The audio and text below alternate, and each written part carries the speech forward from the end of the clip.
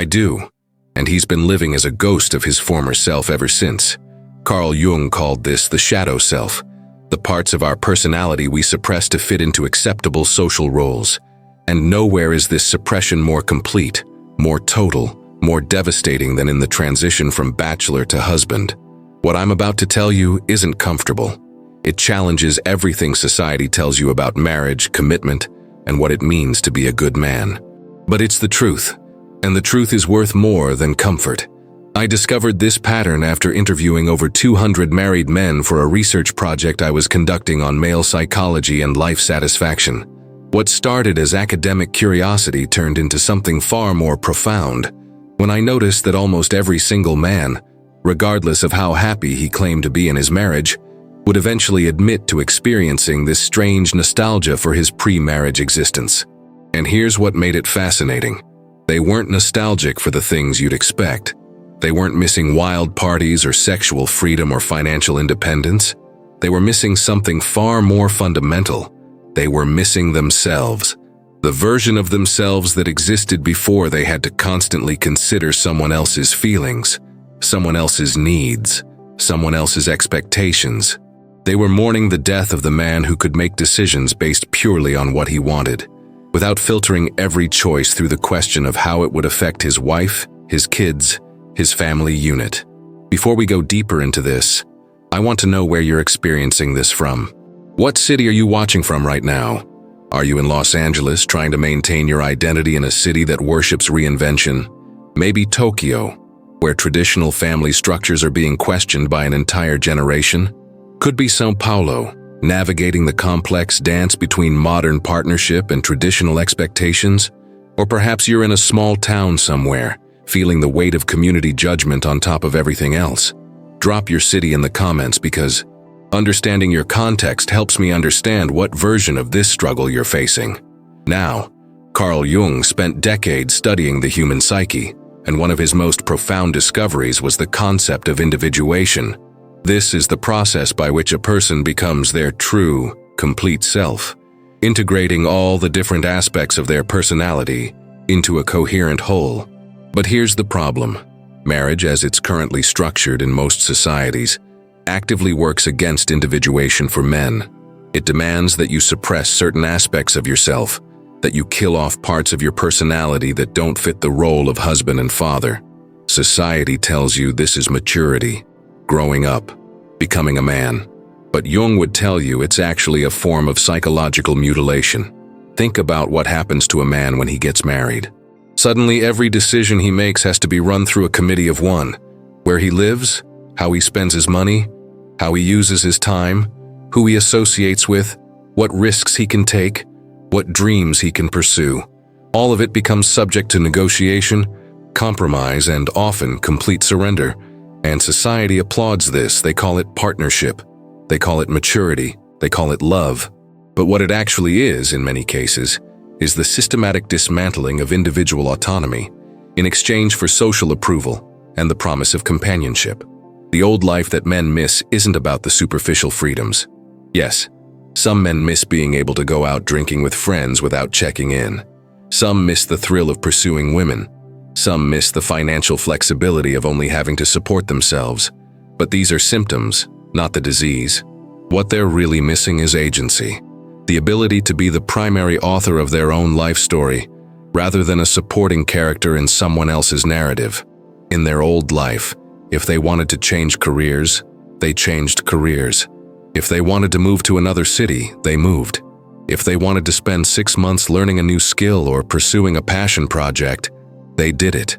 Marriage doesn't just limit these freedoms, it often eliminates them entirely. Jung talked about the persona, the mask we wear to navigate social situations and meet external expectations.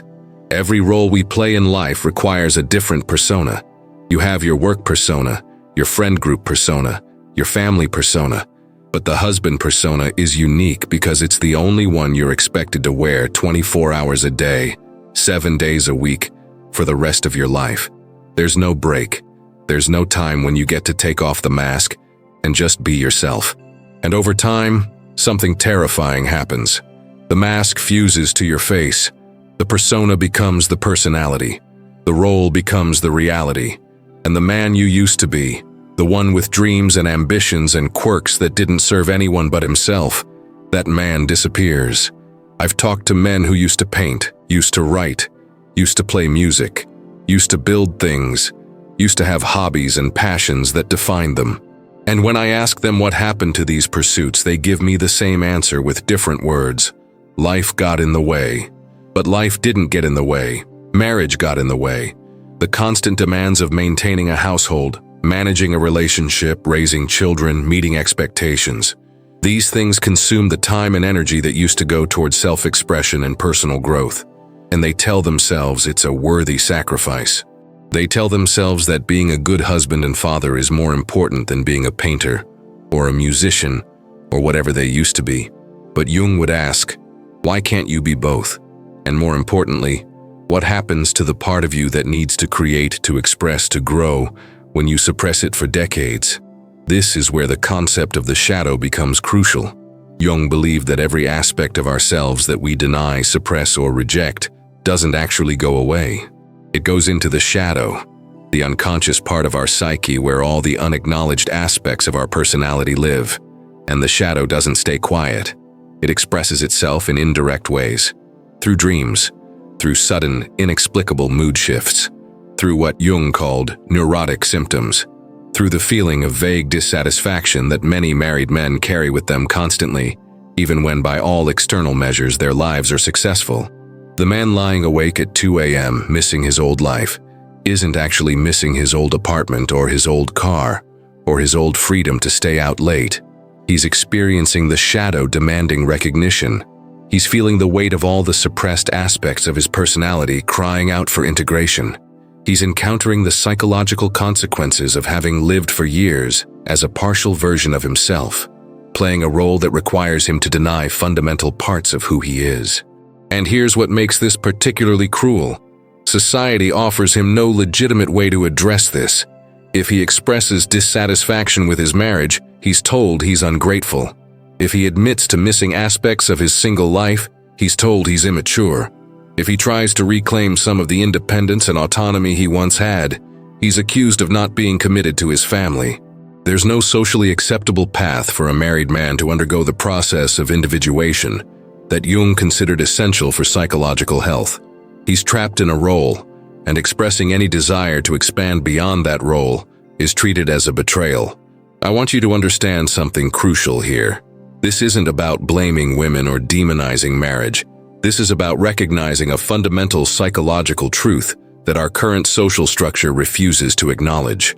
Human beings need autonomy to thrive. They need the ability to make choices, take risks, pursue passions, and express the full range of their personality. When these needs are suppressed for extended periods, psychological problems emerge. Depression, anxiety, the famous midlife crisis that we joke about but never really examine. These aren't character flaws. They're predictable consequences of forcing complex human beings into oversimplified social roles. Jung observed that traditional masculine roles often require men to suppress their emotional life, their vulnerability, their need for connection and meaning. But the role of husband, particularly in modern Western society, requires a different kind of suppression. It requires suppressing autonomy, ambition that doesn't serve the family unit, risk-taking, and the kind of single-minded focus that great achievements often demand. A man can't pursue a risky business venture when he has a mortgage and children depending on steady income. He can't relocate for an incredible opportunity when his wife has a career and his kids have schools and friends. He can't dedicate himself fully to mastering a craft when that time should be spent with family. And here's the insidious part. He internalizes these limitations as virtues. He tells himself that sacrificing his ambitions makes him responsible, that suppressing his desire for adventure makes him mature, that killing the parts of himself that don't fit the role of provider and protector makes him a good man. And maybe by society's standards it does, but by Jung's standards, by the standards of psychological health and individual wholeness, it's a tragedy. It's watching a man voluntarily imprison himself and then congratulating him for how well he's adjusted to his cell. The old life that haunts married men in those quiet moments isn't just a collection of activities and freedoms. It's a symbol of a self that was allowed to exist fully, to want things without justifying those wants to someone else, to take risks without calculating how they might affect others, to be complete rather than compromised. And the grief they feel, often without even understanding what they're grieving, is legitimate.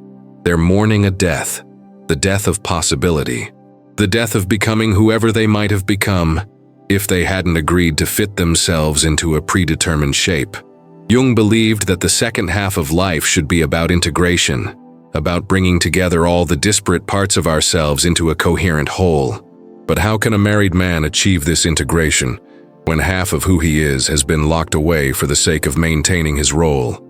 How can he become whole when wholeness would threaten the very structure of his life? This is the trap that millions of men find themselves in, and most of them don't even have the vocabulary to describe what they're experiencing.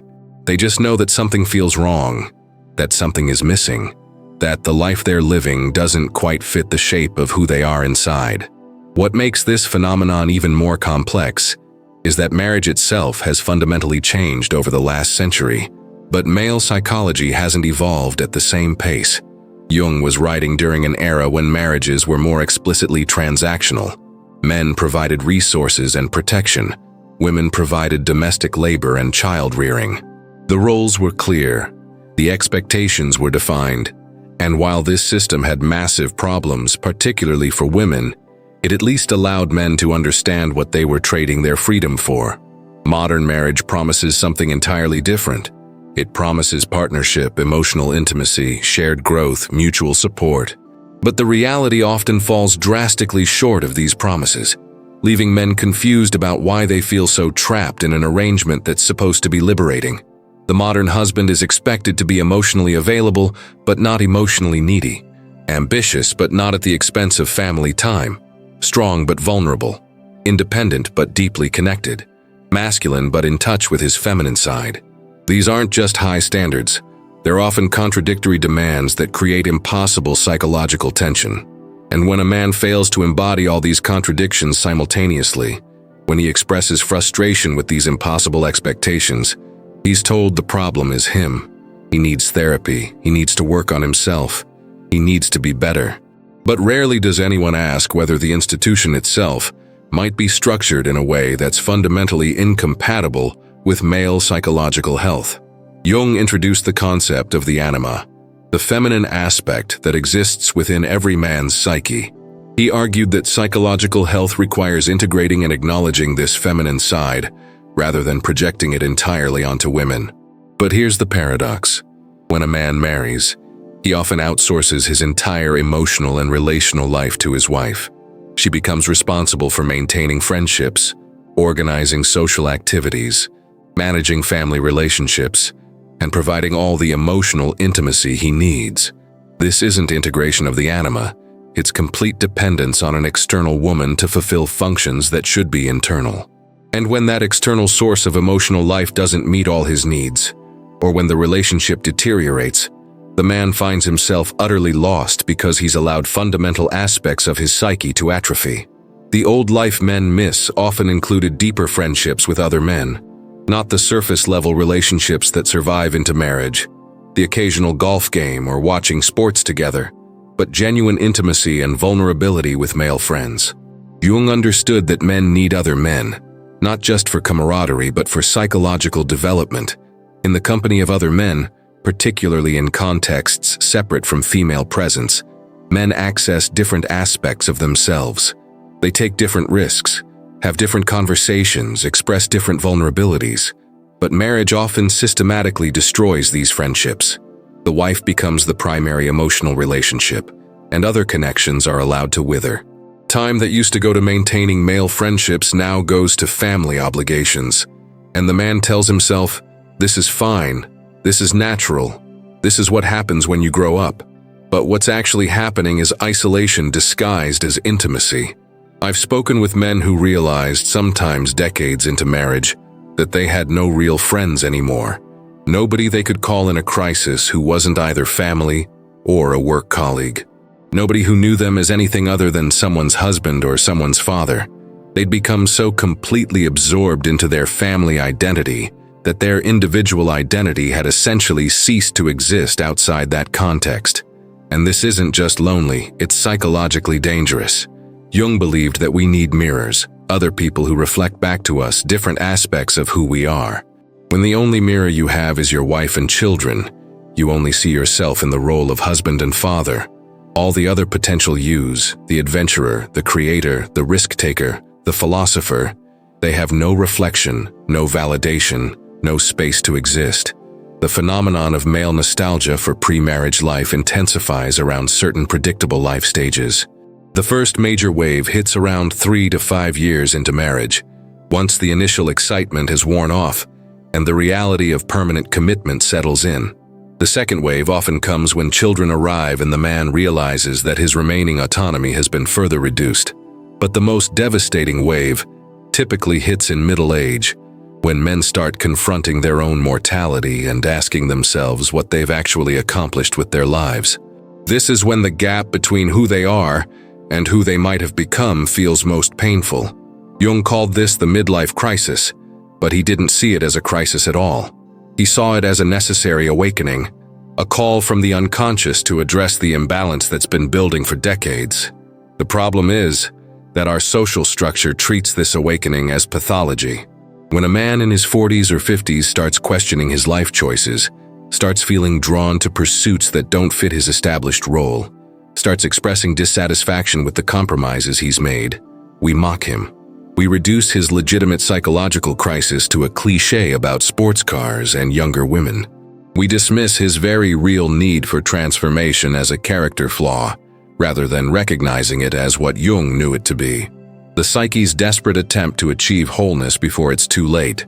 And here's what's particularly tragic. Many men suppress even this awakening. They push down the feelings, recommit to their roles, tell themselves they're being selfish for wanting anything beyond what they have. They double down on the very patterns that created the crisis in the first place.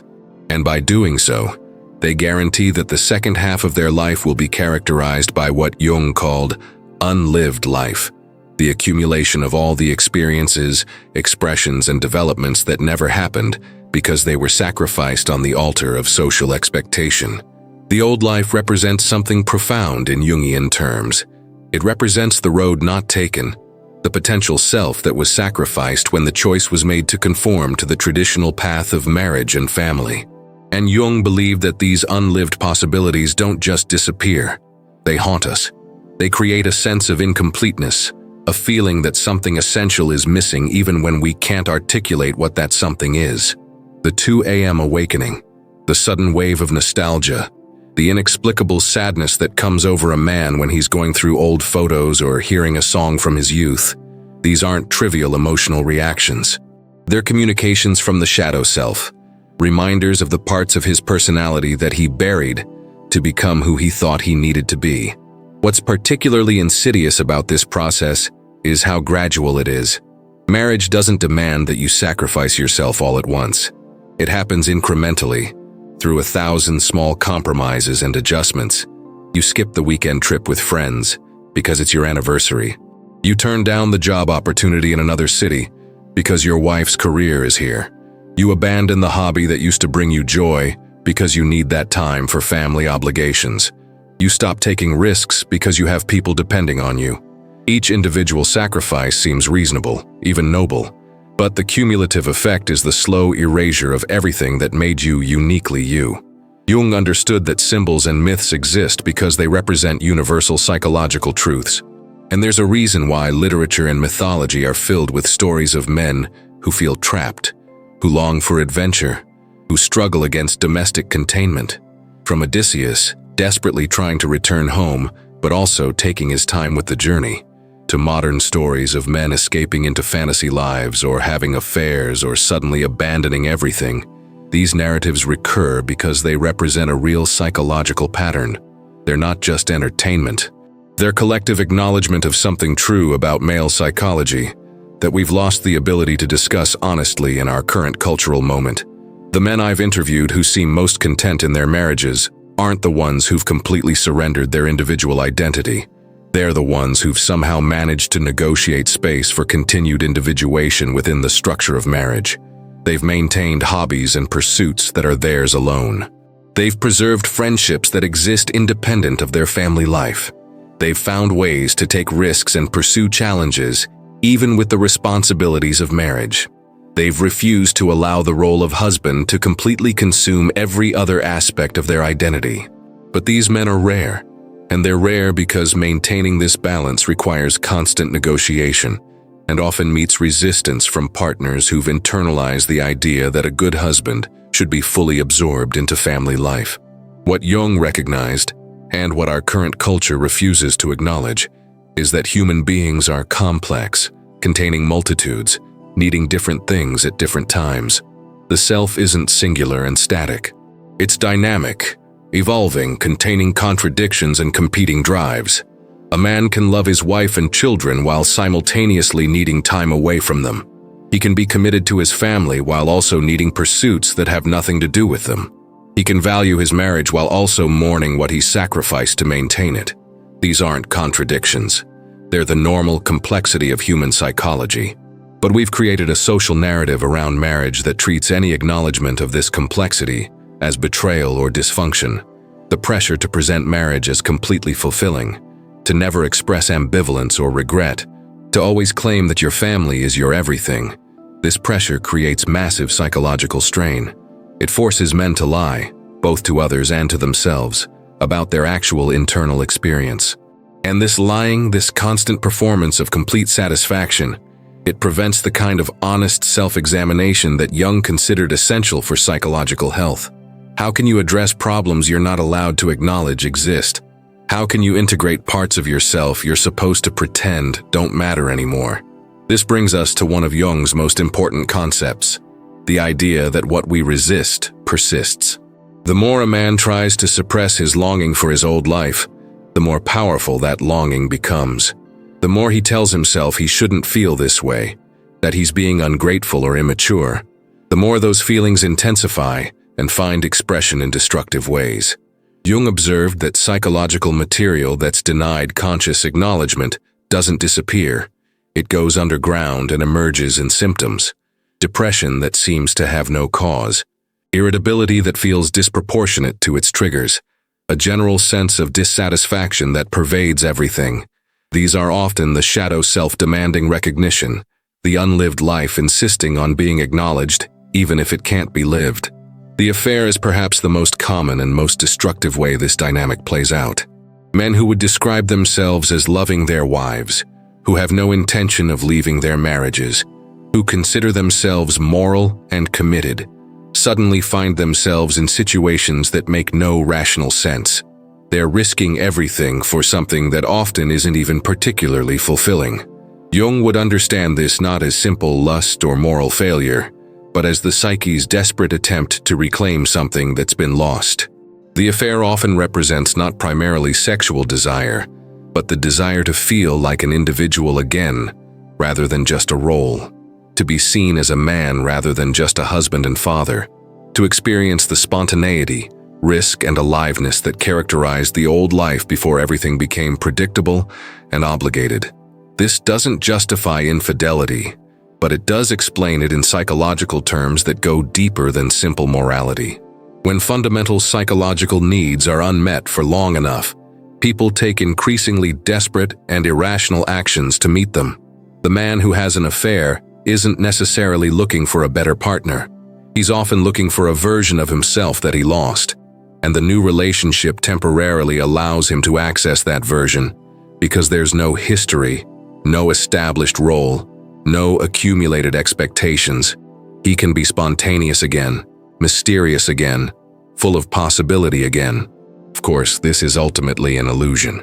If the affair became a relationship, the same dynamics would eventually emerge. But in the moment, it feels like resurrection, like coming back to life after years of being a ghost in his own existence. Jung also spoke about the importance of what he called the second half of life, the period after midlife when psychological development should shift from external achievement to internal integration. But for married men, this transition is often blocked.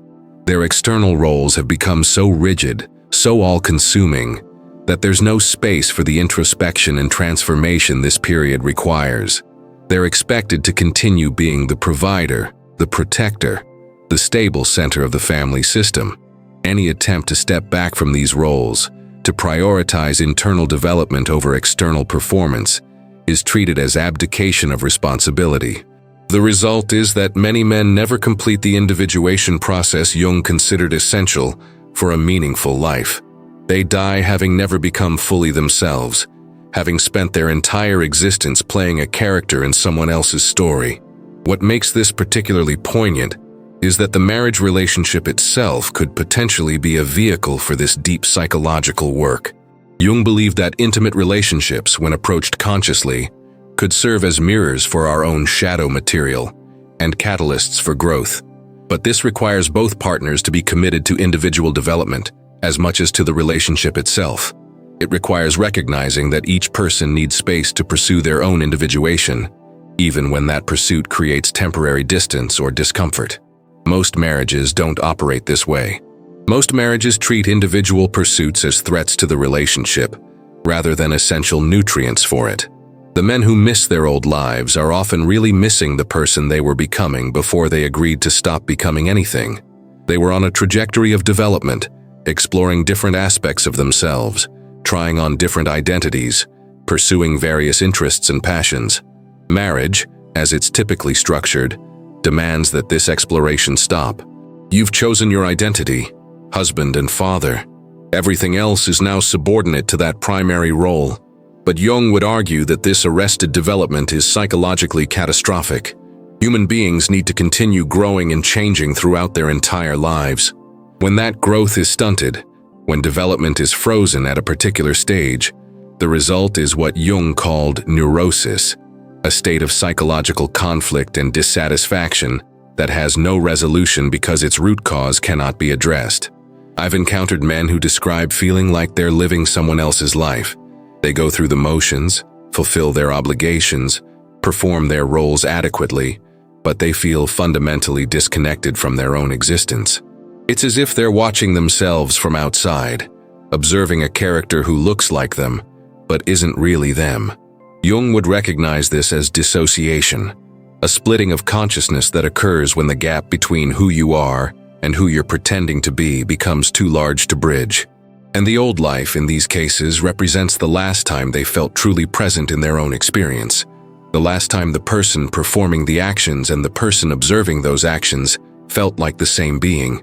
The cultural narrative tells us that men who express these feelings are simply being selfish, that they need to grow up and accept that life isn't about personal fulfillment anymore. But Jung would challenge this narrative fundamentally. He would argue that a man who isn't individuating, who isn't pursuing psychological wholeness, who isn't living authentically, isn't actually capable of being a good husband or father in any deep sense. He's going through the motions, performing the role, but there's no genuine self present to engage in the relationship. His wife and children are living with a hollow man, an actor playing a part, not a complete human being capable of genuine intimacy and connection. This is the great paradox that Jung understood, but that our culture refuses to acknowledge. The same qualities that make a man a good husband by conventional standards, self-sacrifice, putting others first, suppressing personal desires, these are often the very qualities that make him psychologically unhealthy and ultimately unable to form genuine relationships. True intimacy requires two complete individuals, not one individual and one role player. But we've structured marriage in a way that encourages men to become role players, and then we wonder why so many marriages feel empty, and why so many men carry this deep sense of loss and longing. The solution, from a Jungian perspective, isn't to abandon marriage or reject commitment. It's to fundamentally reimagine what marriage could be if it were structured around supporting individuation rather than suppressing it. This would mean marriages where both partners actively encourage each other to pursue individual growth, even when that growth creates temporary inconvenience or discomfort. It would mean recognizing that time apart, separate pursuits, individual friendships, and personal challenges aren't threats to the marriage, but essential nutrients for it. It would mean understanding that the goal isn't to merge into one unit, but to remain two complete individuals who choose to share their lives while continuing to develop as separate beings. But this kind of marriage is rare, because it requires both partners to be psychologically sophisticated and secure enough to prioritize growth over comfort, evolution over stability. Most people, if we're honest, want marriage to be a safe harbor, a place where nothing changes too much, where roles are clear and predictable. The idea that your partner should be constantly evolving, constantly exploring new aspects of themselves, constantly becoming someone slightly different from who they were. This creates anxiety for most people. It feels threatening. It seems to contradict the entire purpose of commitment. But Jung would argue that this resistance to change is exactly what creates the psychological problems we're discussing. The old life that men miss represents the last time they were allowed to be in flux, to be becoming rather than being. And what they're really mourning is the loss of that permission to evolve. Marriage, as currently constructed, grants you a fixed identity and expects you to inhabit it for the next 50 years. But human beings aren't fixed. We're processes, not products. We need to keep developing, exploring, changing, growing.